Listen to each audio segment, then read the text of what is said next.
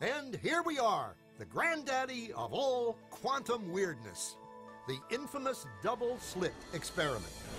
To understand this experiment, we first need to see how particles, or little balls of matter, act. If we randomly shoot a small object, say a marble, at the screen, we see a pattern on the back wall where they went through the slit and hit.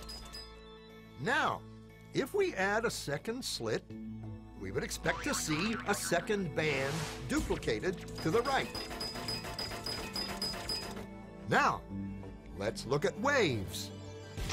The waves hit the slit and radiate out, striking the back wall with the most intensity directly in line with the slit. The line of brightness on the back screen shows that intensity. This is similar to the line the marbles make. But when we add the second slit, something different happens.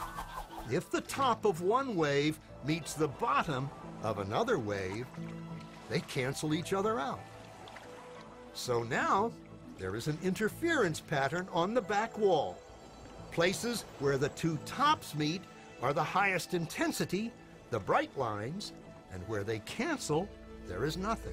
So, when we throw things, that is, matter, through two slits, we get this, two bands of hits. And with waves, we get an interference pattern of many bands. Good so far. Now, let's go quantum.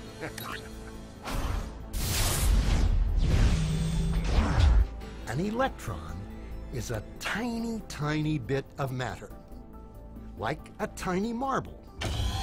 Let's fire a stream through one slit. It behaves just like the marble, a single band. So, if we shoot these tiny bits through two slits, we should get, like the marbles, two bands. What? An interference pattern.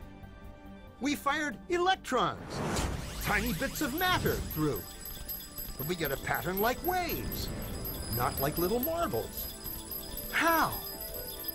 How could pieces of matter create an interference pattern like a wave?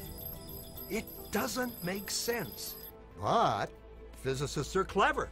They thought, maybe those little balls are bouncing off each other and creating that pattern. So, they decide to shoot electrons through one at a time. There is no way they could interfere with each other. But after an hour of this, the same interference pattern is seen to emerge. The conclusion is inescapable. The single electron leaves as a particle, becomes a wave of potentials, goes through both slits, and interferes with itself to hit the wall like a particle. But mathematically, it's even stranger.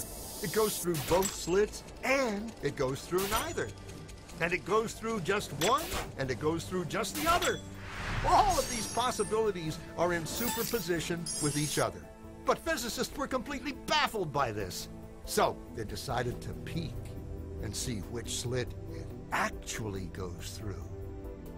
They put a measuring device by one slit to see which one it went through and let it fly.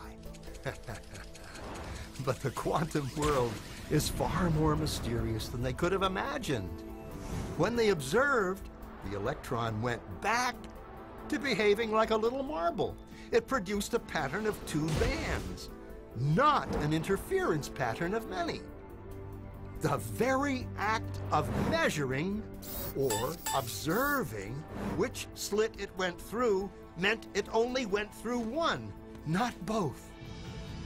The electron decided to act differently, as though it was aware it was being watched. And it was here that physicists stepped forever into the strange, never-world of quantum events. What is matter? Marbles or waves? And waves of what? And what does an observer have to do with any of this? The observer collapsed the wave function simply by observing.